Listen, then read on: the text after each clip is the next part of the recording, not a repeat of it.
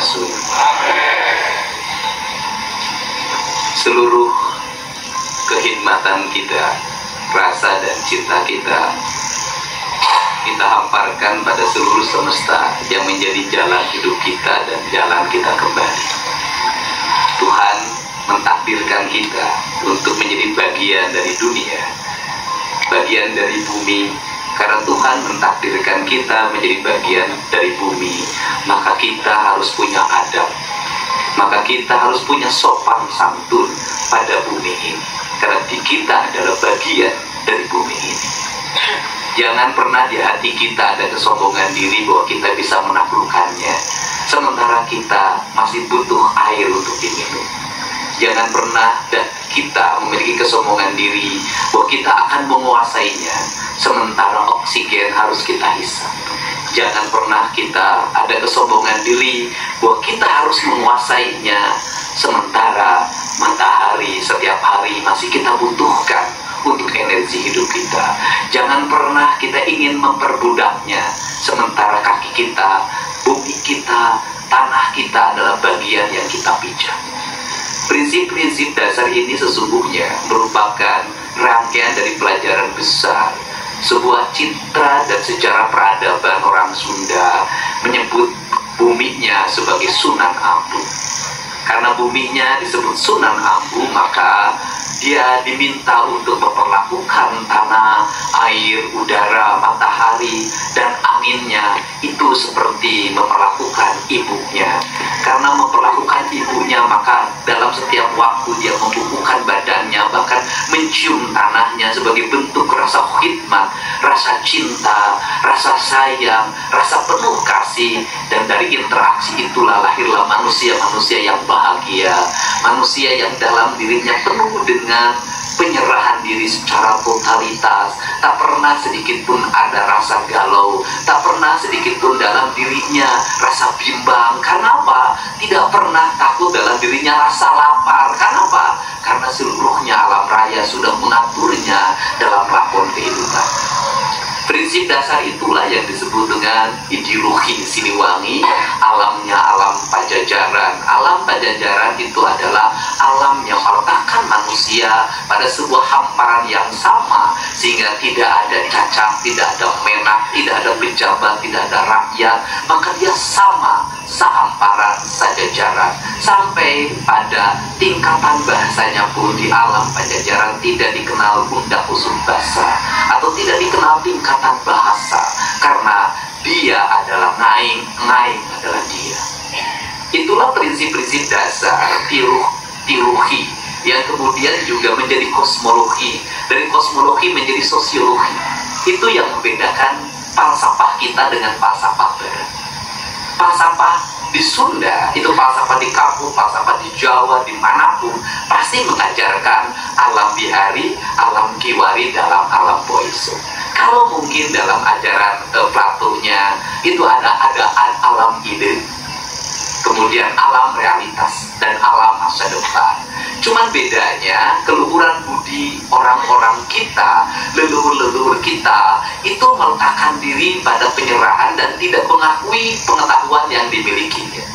Karena dia tidak mengakui pengetahuan yang dimilikinya, hirup ukur sasampuran, awak ukur sasampayan, sariring-riring dumadi, sarekak samparipola, sadaya kersaning gusti. Dia menulis itu tidak diakui sebagai karyanya.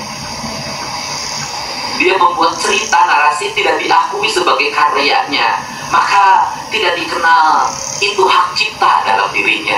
Karena tidak dikenal hak cipta dalam dirinya, maka novel-novel indah dalam cerita rakyat tidak ada satupun itu punya siapa dan karangan siapa dan boleh dipergunakan oleh siapapun tanpa membayar hak cipta.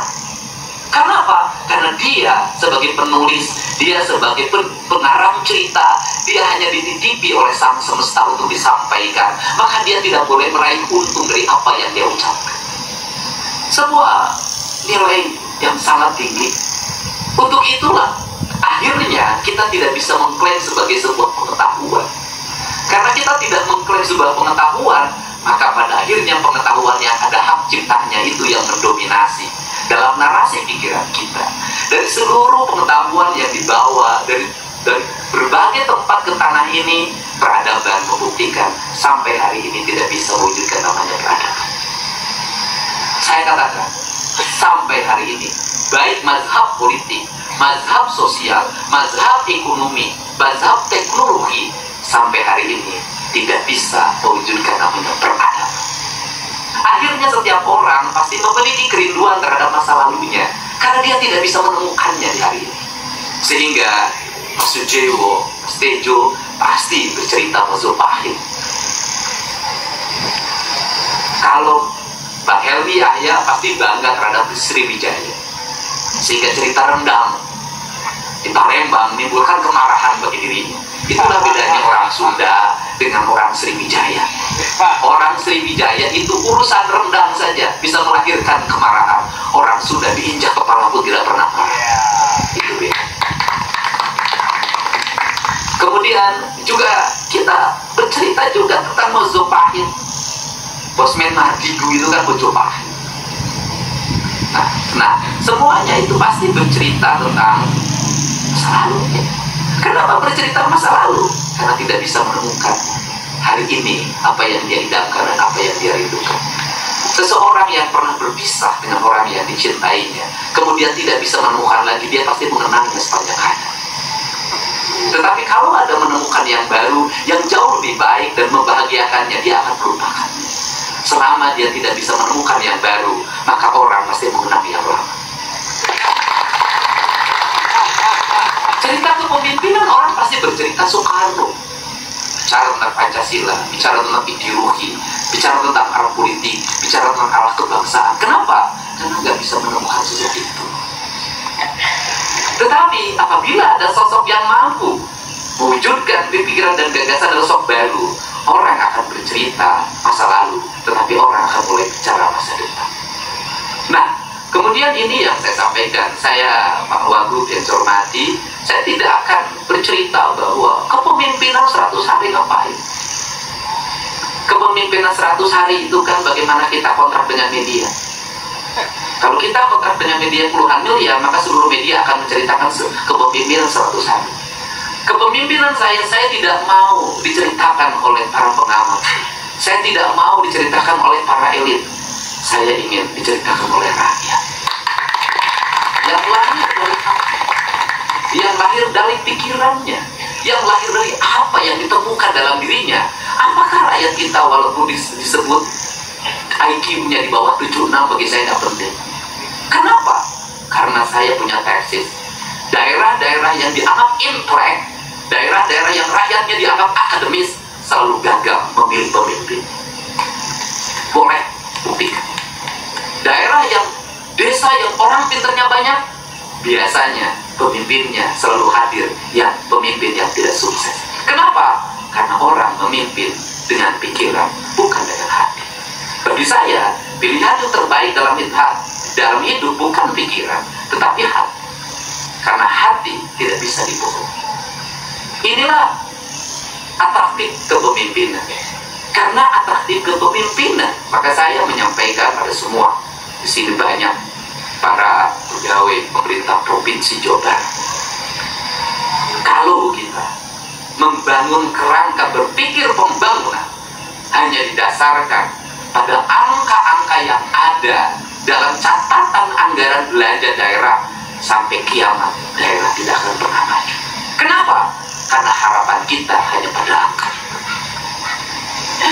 Sekali lagi, kalau kita memimpin sebuah daerah menganggap bahwa buku yang kita pegang namanya anggaran belanja daerah adalah kitab suci yang sakral, maka pikiran kita hanya jangkauannya pada angka itu. Tetapi kalau kita mengatakan buku APBD adalah instrumen kecil dari sebuah cita-cita besar tentang peradaban, tentang pembangunan, tentang keinginan, tentang masa depan, maka kita akan meraih sesuatu yang tidak ada dalam pikiran kita. Ketika kita bertemu orang membawa buku dan mengantarkan sebuah proposal, maka orang itu hanya akan memberi maksimal paling tinggi apa yang ada di proposal itu. ketika bertemu dengan orang, kita tidak memiliki harapan apapun kecuali kita ingin bertemu karena rasa rindu dan mencintainya, kita akan mendapatkan segalanya. Maka bangunlah dalam diri kita bahwa kita akan mendapatkan segalanya. Dengan cara apa? Dengan cara kita tidak pernah mengakui apapun yang ada dalam diri kita. Perspektif itulah yang harus dibangun dalam terminologi birokrasi, sebagai abdi dalam ajaran Jawa, sebagai badega dalam ajaran Sunda. Karena sebagai abdi dalam ajaran Jawa dan badega dalam ajaran Sunda, pertanyaan saya adalah, seorang ASN, seorang birokrat, cita-cita dan dasarnya apa dia menjadi birokrat? Apa mimpi Anda terhadap Jawa Barat? Apa mimpi Anda terhadap Indonesia masa depan? Gak pernah ada yang bisa jawab karena mereka tidak punya mimpi. Mimpi ingin bekerja, besok tunjangan kinerja naik. Ketika tunjangan kinerja naik, apakah uangnya menjadi bertambah? Tidak, karena pinjaman Bank Jabar pun naik lagi.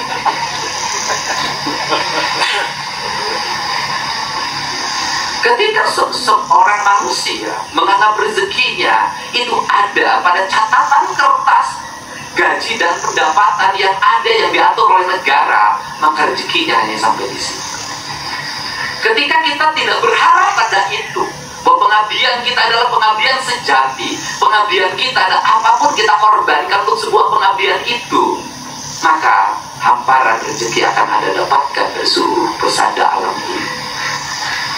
Ini catatan penting tentang negara. Ini catatan penting tentang hidup.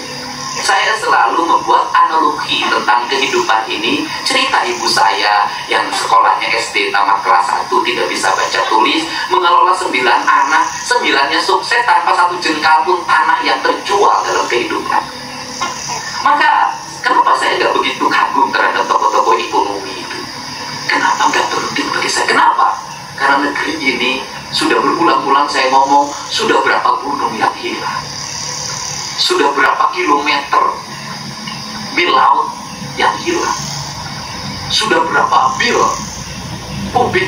miliar kubik pasir yang hilang, sudah berapa ton emas hilang, sudah berapa miliar kubik nikel yang hilang, batu bara yang hilang. Pertanyaannya adalah, apakah negeri ini makmur?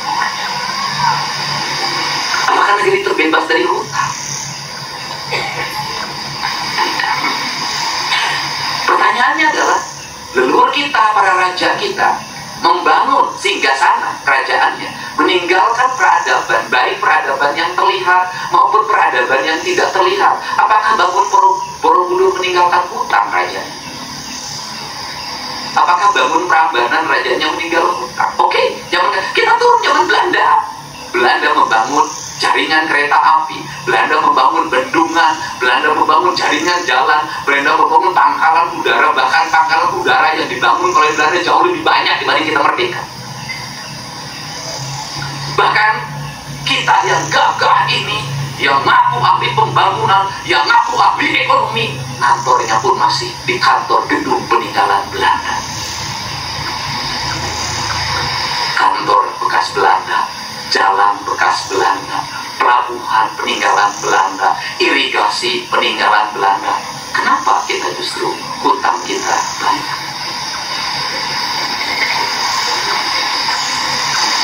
Apakah ada yang salah itu? Apakah salah berencana? Dari sinilah kita harus dulu mereformasi. Artinya reformasi itu kembali pada diri. Kalau dalam bahasa Jawanya, ke diri, kembali ke diri. Agar apa? Agar sampai pada tingkat kesucian, ke kudus. Nah, sehingga kita harus pada jati diri loh. Kalau begitu perspektifnya salah. Berarti harus ada yang dibenahi. Berarti harus ada pijakan-pijakan yang segera harus ditata. Berarti kita ini tidak bisa terus-terusan menganggap bahwa asing itu ngasih segala-galanya bagi kita seluruh pengetahuan. Jangan-jangan kita ini hanya sebuah peradaban agar kita netek terus sampai kiamat. Jangan-jangan kita ini memang dibuat leluhur kita leluhur bodoh, leluhur kafir, leluhur musyrik, leluhur orang-orang dungu. Padahal bisa jadi leluhur kita itu jauh lebih cerdas. Bedanya, leluhur kita tidak bisa berkata berbusa-busa, menulis berjilid-jilid. Dia lebih memperlihatkan diri dalam perilaku hidup yang nyata. Dia merubah pola hidup dengan tauladan, dengan karya dan dengan cinta, bukan dengan kata-kata. Ini langsung. Untuk itu apa? Saya meminta maaf nih pada semua. Karena saya memimpin itu menjalankan titah, bukan hanya sekedar titah undang-undang, bukan hanya titah tentang sebuah keputusan yang menetapkan saya, tetapi ada yang lebih tinggi dari itu, titah leluhur. Karena itu titah leluhur, maka saya akan menjalani menapaki itu. Bagi saya, APBD adalah instrumen. Bagi saya, birokrasi adalah bagian dari instrumen itu. Tetapi yang lebih besar dari itu adalah saya ingin mengembalikan seluruh alam Sunda itu minimal dari sisi kebijakan kepada alamnya.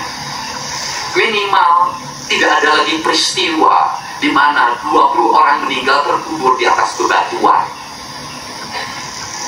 dan kemudian keluarganya ditinggalkan secara sia-sia.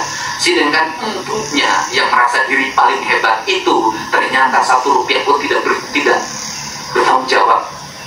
Sehingga dari situ sebentar lagi Agustusan, jangan terus-terusan kita menyebut kata pribumi, kata pribumi, kata pribumi. Ingat, dulu yang berkhianat pada bangsa ini juga pribumi.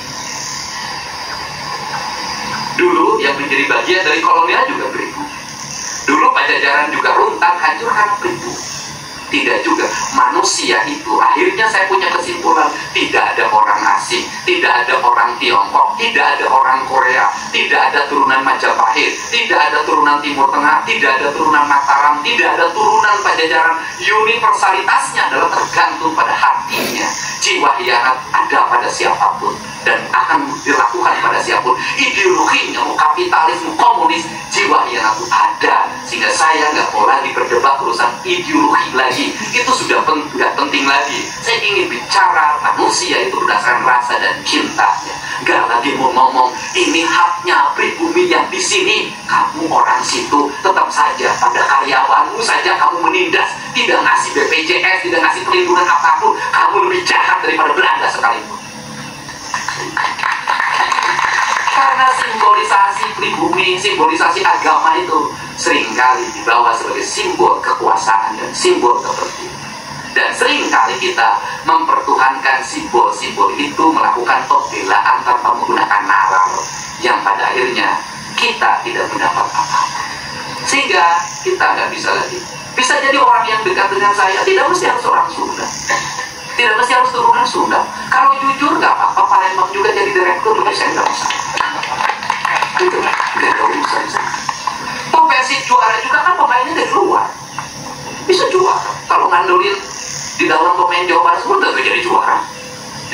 Karena apa? Abadnya sudah berbeda, sudah bukan abad perserikatan lagi, di mana lawannya adalah semua pemain lokal, lawannya sudah pemain asing. Gak mungkin lagi, maka kita harus menunggu waktu. Bapak kacang. Tahu kalau sudah jadi juara semua orang tepuk tangan, senang juga, membuat bahagia. Nah ini, kemudian terakhir saya akan menjadi pemimpin apa adanya. Saya gak ada urusan, Pak. Jangan takutkan jadi nanti citranya buruk. Nggak apa-apa, lebih baik buruk tapi kemudian jadi pupuk organik dan bermanfaat, melahirkan pertumbuhan, perkembangan bunga-bunga yang indah, daripada kering kerontang tak bisa melanjutkan kehidupan. Jadi nggak ada masalah. Kenapa? Hidup harus jujur, Pak. Pemimpin ya kalau giliran nangis ya nangis. Pemimpin kalau gilirannya lembut ya harus lembut. Pemimpin kalau gilirannya ikut ya joget, ekspresikan kebahagiaan itu. Kenapa? Dunia milik saya bukan milik Anda. Ngapain harus pencitraan? Cuek. Orang terserah mau nilai saya apa saja, nggak ada urusan bagi saya. Duda bebas.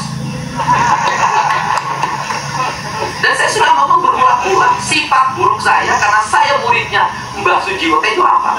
Janji politik pasti aku penuhi, tapi janji menikahi belum tentu aku. Bebas ya. Jadi kalau giliran marah harus marah. Jadi saya harus marah. Kenapa? Saya tahu psikologi orang Sunda. Gak bisa. Jangankan orang lain nih, yang kecil tuh saya ninggik. Tanya sama yang asuh, meninggi saya. Kalau dia sudah kelihatan sifatnya berlebihan karena terlalu merasa dimanja oleh ayahnya dan seluruh lingkungannya satu pun gak ada yang berani larang, maka saya meninggi, kamu bobo, ambil tas, masukin tas. Karena saya itu kalau udah malam disuruh tidur itu main terus seru dulu teman-temannya sekampung, jam 9:30 gak mau tidur, dia aku pengen sakit ayah, aku pengen gak mau bobo ayah, pokoknya aku gak mau bobo ayah, aku bawa ke barak ayah. Orang lain kan takut dibawa ke barak, anak saya itu nantang. Apakah saya mundur? Enggak, saya itu sadis. Maka saya ambil baju di lemarinya, masukin ke tas, masukin koper dan simpen. Pergi kamu dari rumah ini, jangan pernah bertemu ayah lagi. Ayah nggak mau punya anak yang tidak punya arah dalam hidup. Apa yang dilakukan oleh dia? Dia memeluk kaki saya dan menangis dan mengajak tidur bersama. Mungkin tidak dilakukan, maka saya harus melakukan itu pada anak-anak saya. Kenapa? Ya nggak bisa anak bau alkohol. Hapunten, jangan ribut ya. Diribes. Anak itu bau alkohol. Ya kalau bau alkohol kita harus lebih tinggi dari alkohol yang dia minum derajatnya. Kalau dia yang diminumnya adalah alkoholnya adalah yang diminumnya misalnya 10%, maka saya harus 30% mabuk. Kalau dia minumnya 100%, maka mabuk saya 150%. Kenapa? Yang dihadapi oleh dia, tensinya kita lebih atas dia. Maka saya pasti keras. Dan kemudian saya harus mengambil jalan untuk bagaimana menatap ke mereka. Kalau misalnya tentara yang bisa menaklukkan mereka, ya tentara. Kenapa? Ibunya sudah nggak sanggup, bapaknya nggak sanggup. Kenapa? Orang dia bau ciu kok. Orang dia setiap malam nggak tidur, main game online kok sampai jam 3. Orang dia cabut sangkur kok, dia tusuk orang. Yang bisa ngendalin itu, yang tusuk orang itu, ya harus ahli. Enggak ada masalah. Nah, kemudian ke depan harus apa yang dilakukan? Ya dirubah mindset. Nggak bisa lagi Pak, sistem pendidikan Indonesia pakai pola barat, nggak bisa. Taruhan bubar sekarang. Kenapa? Beda Pak. Barat itu menempatkan sistem pendidikannya dengan konsistensi negaranya. Anaknya tidak boleh dicubit di barat, iya bener, tapi negaranya tertib. Gak bisa anak kecil beli rokok, gak bisa anak kecil minum, gak bisa anak kecil nonton, gak bisa anak kecil naik motor, gak bisa anak kecil melakukan tindakan yang dilakukan oleh orang dewasa. Gak bisa, negaranya hadir, alat negaranya hadir. Di Indonesia anak tidak boleh dicubit, guru tidak boleh cubit anaknya. Di mana-mana anak bisa mengakses video porno, di mana-mana anak bisa mengakses minuman, di mana-mana anak bisa mengakses rokok, di mana-mana anak bisa nonton, anak bisa naik motor. Bukan hanya naik motor berdua, 5 orang satu motor tanpa helm. Di Indonesia knalpot dirubah jadi brong, motor cc-nya yang kecil dirubah gayanya menjadi besar. Gak bisa ini bangsa. Kenapa? Gak sesuai antara prinsip barat yang diberikan pada kita dengan penindakan yang ada di kita. Beda. Kehidupannya masih tradisi, otaknya, sistemnya barat, kacau. Hidup tuh harus konsisten. Kalau pakai mazhab barat, pakai A, Z itu mazhabnya harus barat. Kita kalau mau pakai mazhab timur tengah, dari A sampai Z mazhabnya timur tengah. Kalau mau pakai mazhab Tiongkok, dari A sampai Z mazhabnya Tiongkok. Indonesia ini kenapa yang menjadi kacau? Jawa Barat ini korban utama